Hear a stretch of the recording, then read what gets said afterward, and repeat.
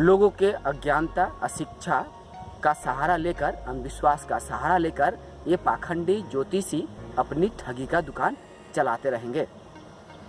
आज विज्ञान उन्नत हुआ है, शिक्षा भी विकसित हुआ है, लोग शिक्षित हुए हैं, लेकिन अंधविश्वास का बोलबाला कम नहीं हुआ है। इसीलिए ज्योतिष जैसे पाखंडी चिटिंगबाज समाज में अपनी ठगी का दुकान खोल कर रखे हुए हैं और इन ठगों के पास मूर्ख लोग, अंधविश्वास में डूबे हुए लोग अपनी बलि चढ़ाने के लिए दौड़े जाते हैं। ये कभी ये नहीं समझते हैं कि ज्योतिषियों के पास ना कोई ज्योतिष शास्त्र का ज्ञान होता है, ना किसी के भाग बदलने का ज्ञान होता है।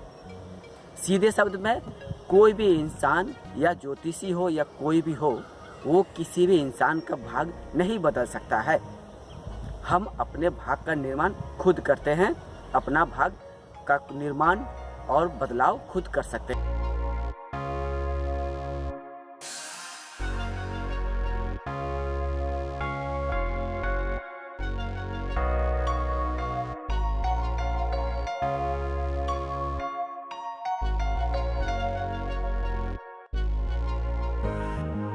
है लेकिन मेरे भाग में क्या होगा, क्या नहीं होगा, मैं क्या करूंगा, यह कोई ज्योतिषी, कोई ज्योतिष शास्त्र तय नहीं कर सकता है। लेकिन आप अपने नज़र अपने आस पड़ोस, गांव, देहात, शहर में दौड़ा के देखिए, देखेंगे विभिन्न जगह पे ज्योतिषियों का दुकान खुला हुआ है। कहीं पे ज्योतिषी टीवी पे, अखबारों में, मैगजीन में विज्ञापन देकर लोगों को ये बता रहे हैं कि अगर आपके जीवन में कोई अशांति है या कोई अनहोनी है तो हमारे पास आइए। आपके जीवन में कोई बड़ी समस्या है तो मेरे पास आइए, मैं अपने ज्योतिष शास्त्र के द्वारा आपके हर समस्या का चुटकियों में समाधान कर दूंगा।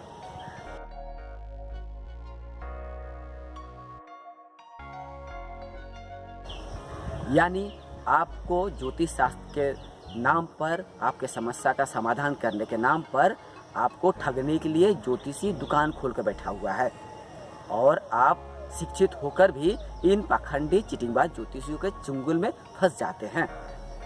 और जब आपके आंखें खुलती है कि जब आप देखते हैं कि आपके समस्या का समाधान नहीं हुआ है, जो समस्या थी वो समस्या और बढ़ चुकी है, तो आपकी आंखें खुलती है और आपको समझ में आता है कि आपको फलाना ज्योतिषी ने ठग लिया।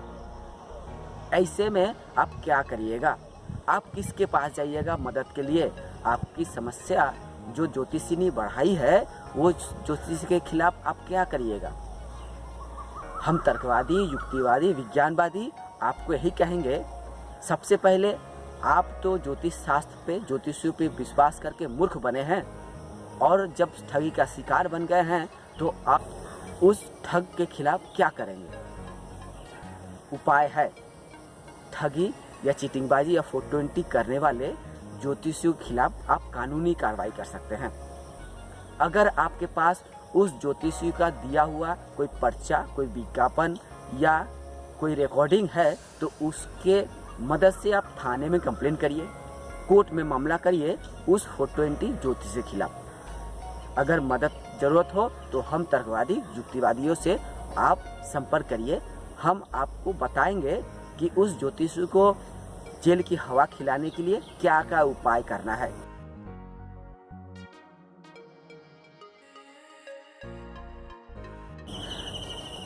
फोर 420 चिटिंगबाज ज्योतिषियों को जेल में डालने के लिए बहुत सारे कानून बने हुए हैं। उन कानूनों के मदद से आप किसी भी चिटिंगबाज 420 ज्योतिषी को जेल की हवा खिला सकते हैं। The drugs and cosmetic act में स्पष्ट रूप से कहा गया है, अगर कोई व्यक्ति, वो व्यक्ति ज्योतिषी हो, तांत्रिक हो या ओझा हो, यदि तंत्र मन, जादू टोना, अलौकिक द्वारा किसी भी बीमारी, समस्या का समाधान करने की कोशिश भी करता है तो उसे जेल और जुर्माना होगा।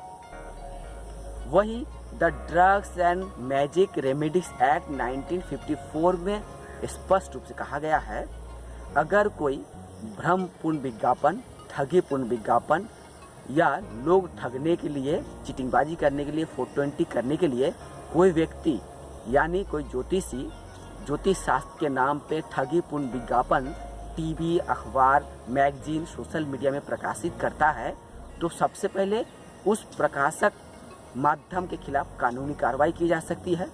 इसके साथ ही जिस व्यक्ति ने यानी जिस ज्योतिषी ने इस तरह के भ्रमपूर्ण, ठगीपूर्ण विज्ञापन प्रकाशित किया है उसके खिलाफ भी कार्रवाई की जा सकती है। अगर मेरी बातों पे विश्वास ना हो तो आज इस स्मार्ट मोबाइल के युग में आप गूगल में जाके the drugs and cosmetic act 1940 या the drugs and magic act 1954 को सर्च करके खुद पढ़ के देख सकते हैं कि कानून में क्या क्या प्रावधान है, क्या क्या लिखा हुआ है। अगर आपको समझ में आ जाए कि आप ज्योतिष के चंगुल में फंसकर ठगी का शिकार बन गए हैं तो आप उस ज्योतिष के खिलाफ IPS 420 के तहत मामला कर सकते हैं। इतना ही नहीं, जब आप कोई ज्योतिषी का विज्ञापन देखकर किसी ज्योतिषी के पास जाते हैं तो आप एक कंज्यूमर या ग्राहक होते हैं।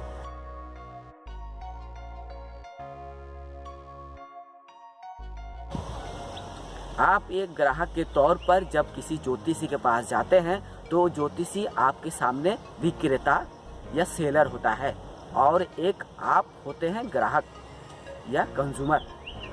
ऐसे में जब कोई ज्योतिषी आप जैसे ग्राहक को भाग बदलने के नाम पे ताबीज, कवच, ग्रह रत्न, अंगूठी आदि दिया करता है और इससे आपके समस्या का समाधान नहीं होता है तो आप क्या करेंगे? इसका भी एक उपाय है।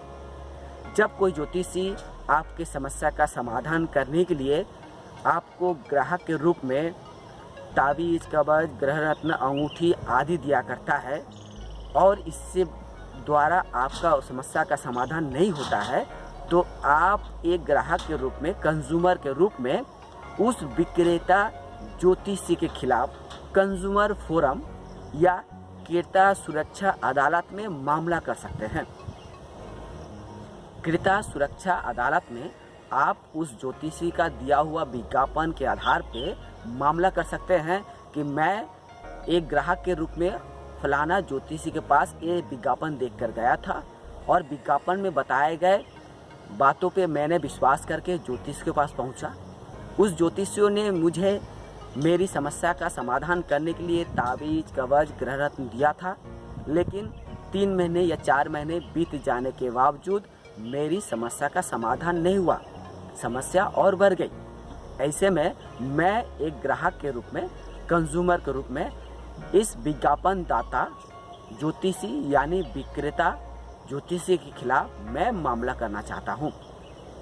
ये मामला आप एक ग्राहक के रूप में करिए और आपके पास यदि सटीक या सही सबूत है तो वो चीटिंगबाज 420 विज्ञापन देने वाला ज्योतिषी जरूर जेल जाएगा। जरूरत पड़े तो आप हम युक्तिवादी, तर्कवादी, विज्ञानवादियों से संपर्क करिए। 420 चीटिंगबाज और पाखंडी ज्योतिषियों को जेल में डालने के लिए हमारे पास कई उपाय हैं। इसके लिए आपको मेरे वीडियो लगातार देखना पड़ेगा और ज़रूरत पड़े तो मुझसे संपर्क करिए।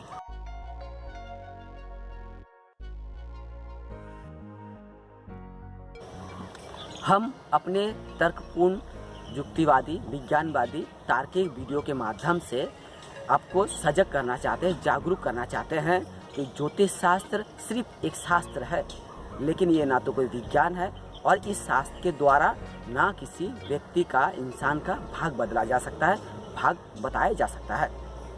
इसी तरह से ज्योतिष शास्त्र के नाम पर ज्योतिषी अपनी ठगी का दुकान खोल कर रखा हुआ है।